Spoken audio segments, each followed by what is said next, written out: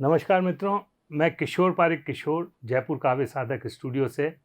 और आज बड़ा सौभाग्य का विषय है कि हमारे बीच में जानी मानी साहित्यकारा कहानीकार श्रीमती रश्मि पारिक हमारे साथ उपस्थित है।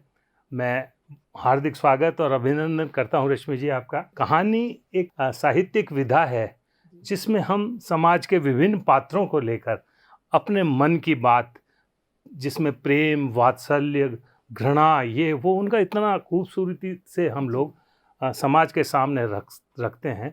और इसीलिए साहित्य को समाज का दर्पण भी कहा जाता है। तो विशेष रूप से आप जो साहित्य सृजन कर रही हैं, कहानियों के माध्यम से समाज को बहुत कुछ देने का आपने प्रयास किया है और उसमें सफल भी रही हैं। मैं आज आपके उस साहित्य पे चर्चा करता हूँ कि रश्मि जी, कैसे आपने अपने जीवन में ये शुरुआत की? क्या बचपन से ही आपको शौक था लिखने का?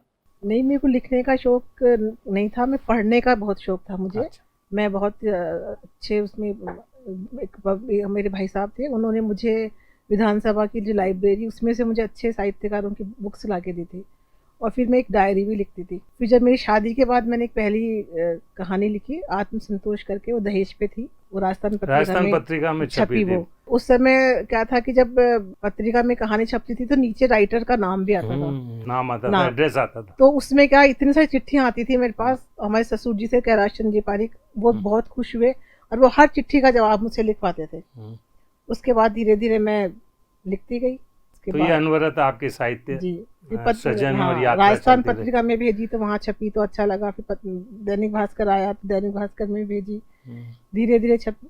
फिर मैंने एक उन सब कहानियों का एक संकलन तैयार किया परित्यक्त पृष्ठ के नाम से। नहीं, वो आपका बहुत चर्चित रहा और उस पर राजस्थान साहित्य अकादमी का मुझे स्मरण आ रहा है कि 2016 में आपको सुमनेश जोशी साहित्यिक पुरस्कार, बड़ा पुरस्कार मिला था। और ये हम सब के लिए, विशेष रूप से राजस्थान के लिए गौरव की बात है। तो रश्मि जी, मैं पूछना चाहता हूँ कि 3 विविध क्षेत्र हैं आपके जीवन में।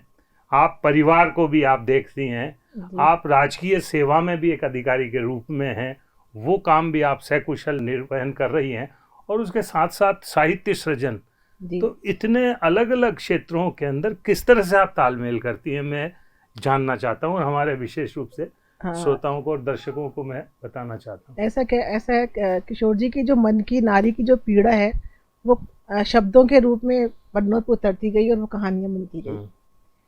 और आसपास की मेरी कहानी में कोई ऐसा विशेष नहीं है, जो आसपास की जो घटनाएं होती हैं वही कहानी का रूप ले लेती है। और जो स्त्री की जो मन की गांठें हैं, मन की चीज़ें हैं, वो मैं कहानी में लिखती हूँ। और ये परित्यक्त पृष्ठ जो मेरी कहानी है, उसकी जो स्त्री है, वो कभी भी किसी के जीवन का परित्यक्त पृष्ठ नहीं बनी।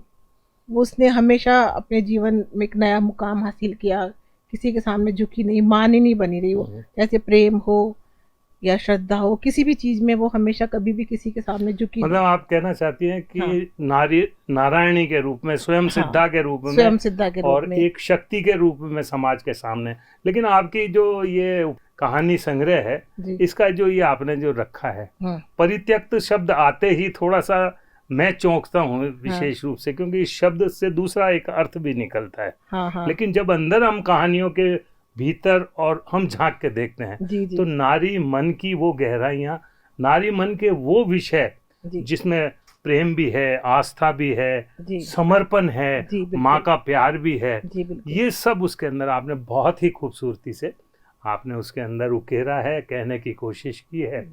तो विशेष रूप से इनमें से कौन सी कहानी ऐसी है कि जिसकी वजह से आपको विशेष रूप से समाज में लोगों ने पढ़कर, आपके जो पाठक रहे होंगे आपकी पुस्तक के, उन्होंने सराहना की है और आपको इसके लिए कई बार उन लोगों ने स्मरण भी किया है कि अच्छी कहानी? एक कहानी थी मेरी रंग भरी मांग, उसमें था कि विधवा विवाह का था। एक कहानी थी मेरी कि उसमें अमेरिका चला जाता है लड़का, वहाँ पे किसी लड़की शादी कर लेता है और वो जो लड़की थी वापस इंडिया आ जाती है। वो उसका मतलब ये था कि मैं किसी के जीवन का परित्यक्त पृष्ठ नहीं बनूंगी, अपना मुकाम मैं खुद लिखूंगी। और भी कई कहानियां, जैसे दहलीज है, आत्मसंतोष है, कहानियां बैसाखी टूट गई, कई सारी मेरी ऐसी कहानियां जो दिल को छूती है। स्त्री मन की कहानियां हैं जो दिल को छूती है, और इसी को सोच के मैंने कहानियां लिखी। स्त्री मन को देख के। और दूसरी जो मेरी पुस्तक अभी आ रही है, अनुदित प्रश्न करके है, अभी उसका विमोचन नहीं हुआ, उसमें भी सारी नारी मन के ही भावों को मैंने कागज पर उतारने की कोशिश करी है। रश्मि जी, एक चीज़ मैं जिज्ञासु हूँ इसमें, आपने जब कभी लिखा है, आपने सोचा था क्या कि मेरे इस लेखन से मुझे समाज में ये स्थान मिलेगा, इतने बड़े बड़े पुरस्कार मिलेंगे? नहीं, मैंने कभी नहीं सोचा था। मैंने सिर्फ अपने मन की भावों को कागज पे उतारा, वो कहानी बनी, वो छपी, और मैंने कभी नहीं सोचा था। स्वांत सुखाए उसके लिए लिखा आपने। मैंने अपने मन की अभिव्यक्ति को उतारा, लेकिन मुझे कभी नहीं लगा कि तो लगे। तो हम बता देते हैं हमारे सभी श्रोताओं को कि आपको कौन कौन से पुरस्कार इस क्षेत्र में अब तक मिल चुके हैं। एक तो मुझे ये राजस्थान साहित्य अकादमी से मिला था, ये प्रथम कृति के रूप में, जो परित्यक्त पृष्ठ मेरी एक पुस्तक आई थी उसके रूप में मिला।